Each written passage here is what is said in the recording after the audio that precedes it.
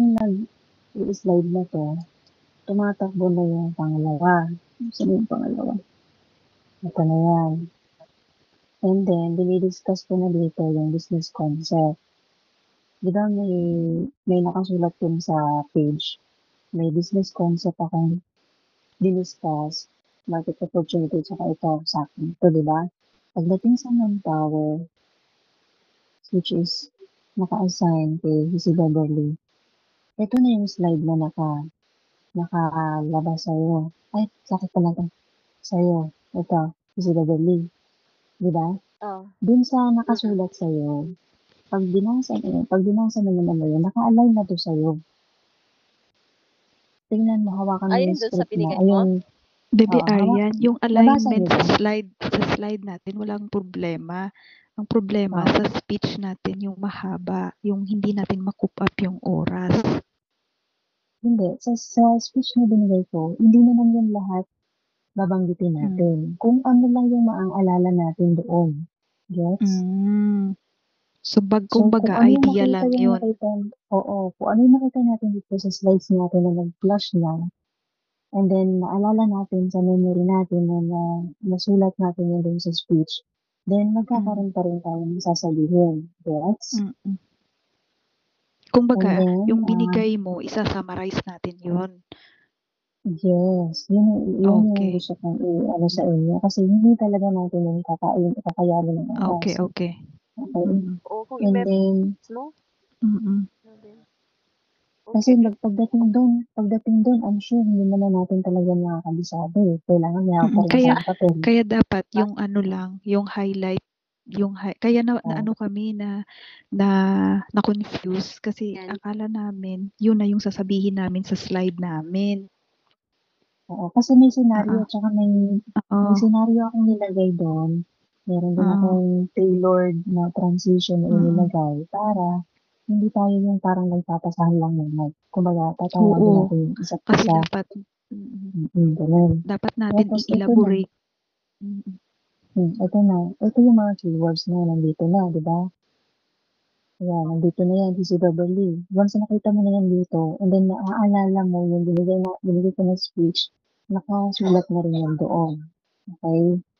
So, mabilis na lang yan sa'yo. Ang sunod naman na ito, team management, nandun na rin yung kung ano lang din yung maalala mo dyan na nasa speech, banggitin mo. Okay? Kasi mauubusan nga tayo ng oras eh.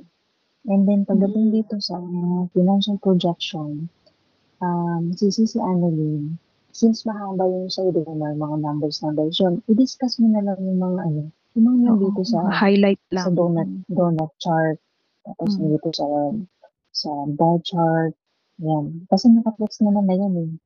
Kumbaga, lalagyan lang natin ng scenario at saka ng story. Yes? So, bago tayo mag-start ng presentation, Bebe Arian, ano pa ba tayo? Yung let us all welcome our member from the Fortune Mart. Let's welcome our manager, Miss Arian. Something, kumbaga, i-introduce pa natin yung self natin with our role. Oo. Yes, meron tayo yan dito yan sa habang nag-aano tayo dito. Dapat na nagkasama na tayong pangalan dito eh. Pero since nakabukod siya ng slide, kasi ang gusto kong nangyari, ilalagay natin siya dito. Pero naka-align na siya sa kabilang presentation kasi ipapasa nga natin yun. So, halimbawa, turnover na tayo sa'yo. Dapat kasi, ano natin dito sa di ba, nag-discuss ka na ng speech mo. May kwento ka na yan dito. Yan, welcome na yan dyan. Welcome na natin dyan.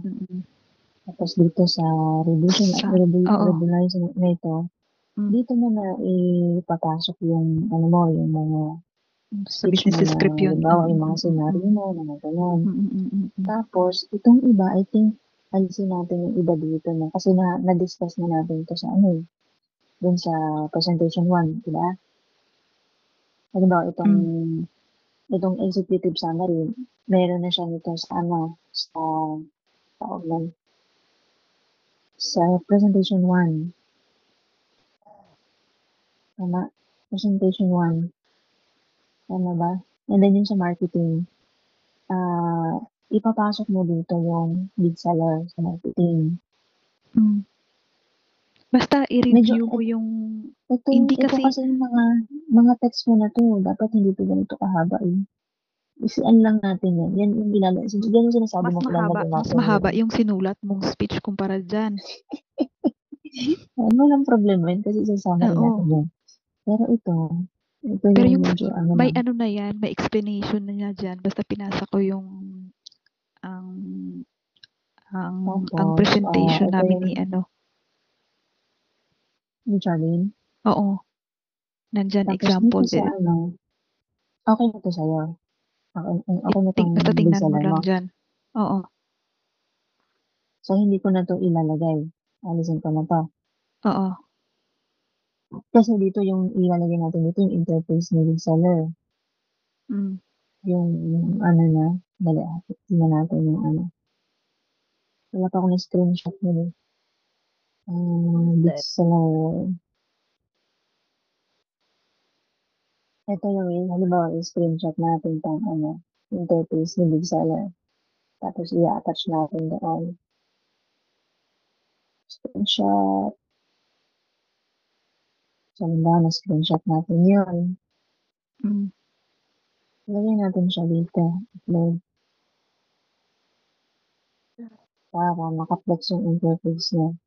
Sa interface, yung naka-screenshot natin dun yung yung subscription na monthly. O, pwede natin palitan yun. Ipapagpalit kapag pag gusto pa siyang palitan. Sabi mo, andyan na siya. May sarili siyang buhay. Ayun, nakapasok na siya. Ganun lang. Ayan na siya. Papakita mo lang yan siya. Sa subscription monthly, ganun. Pwede mo bang ipasa sa akin yung picture na yan? Nandyan na, naka-upload na yun sa Canva natin.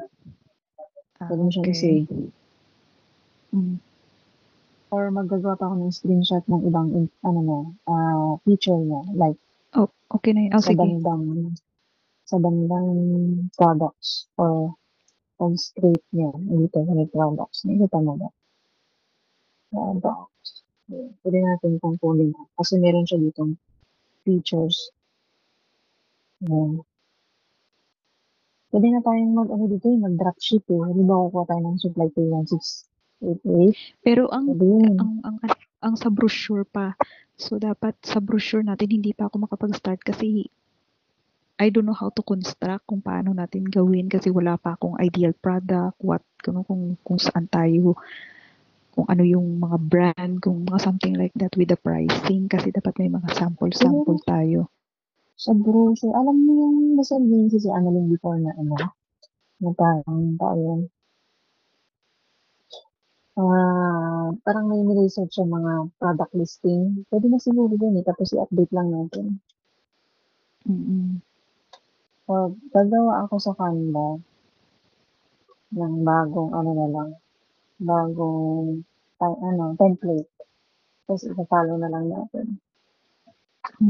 Construct mo tapos tulungan kita. Tapos update natin yung mga kasi like for example, magtanong sila. For example, yung for sure na magko-question, then how much will be cost yung difference sa mga ganito, ganyan. So, ano yung mga product? Kasi usually magtatanong sila, saan kayo kumukuha ng mga supplier niya, something like that. Kasi, syempre, mas mura yung sa atin. Di ba kasi ganun yung goal natin. Yung mission and vision natin. May idea kayo kung paano tayo makakakuha ng murang product? Just in case lang naman. Pag may nagtanong, meron tayong idea. Direct to supplier talaga, which is kailangan may mga connections ka sa mga Baguio, fresh veggies, something like that. Connection is the best option. Basta mga connection ka. Canvas. Nandun yun, nasulat ko na yun. Diversify suppliers. Tapos, ano pa ba yung nilagay ko? Tapos, pwede tayong Collaborate negotiate sa sa ibang ano, supplier o may pag-collaborate tayo sa kanila na pwede nila tayong pa-advance ng product. Di ba na-discuss ko before na pwede tayong mag-advance sa kanilang product tapos pag nabenta na, saka natin babayaran. Pero may mga terms and conditions sila na bago nila yung na-approve, dapat within 3 months, sa kanila lang tayo kumukuha ng supplies. And then, payment natin siya ng cash. Para meron tayong one-time investment. Pero hindi ba tayo magdadagdag sa ano natin yung mga, like example, what are those yung method payment natin sa Payment business natin. proposal natin? Isasama natin yun. Ay, wala tayo nakalagay doon? Walang nakalagay. Sige, add natin Kasi yun. like for example, per dapat may transaction. ano talaga tayo sa business proposal natin na i-add natin yung like example, we accept payment online banking, Alipay, di ba? Di pa ganito. Card payment. Kaya, Card payment. tapos dun sa delivery pati natin, dapat ano ba yun, free of charge kung sa market natin kukuha o dapat may minimum payment na something, ganun ba? Kasi for sure, example, magtatanong sila. Ilagay natin yung may minimum price dapat pag delivery or ano ba? Di ba may mga ganun? Kasi tapos, same day delivery. Meron din akong nabasa before sa proposal na pwedeng mag-pick up and collection. Like to order si customer, di ba? Sa bahay siya. And then, available siya ng ganitong oras. Saka na, di ba pick dito may ganito? Parang ganun. Alam ang tawag doon? Collect and pick up ba yun? Yeah, something like that. Pero siguro ilalagay natin yun sa Ilalagay natin yun shop sa and i-add natin. Marketing. Oo, i-add natin yun. Delivery. Yung delivery pa siya yun sa e-commerce. Dapat i-highlight natin yung ano din, ang method payment ba? Something like that. So, yun. Ikaw nga mag-add ng CC. Baka makalimutan ko kasi.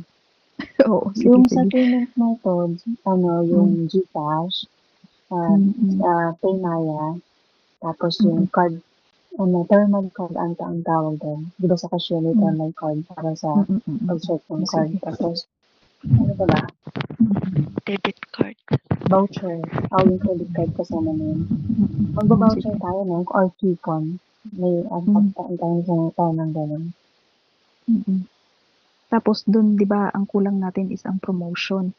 And the brochure. So, sa promotion natin, ilagay natin dun yung ano natin, yung yung mga discount natin. Sa promotion, business proposal. Nalagyan ko ng promotion. So,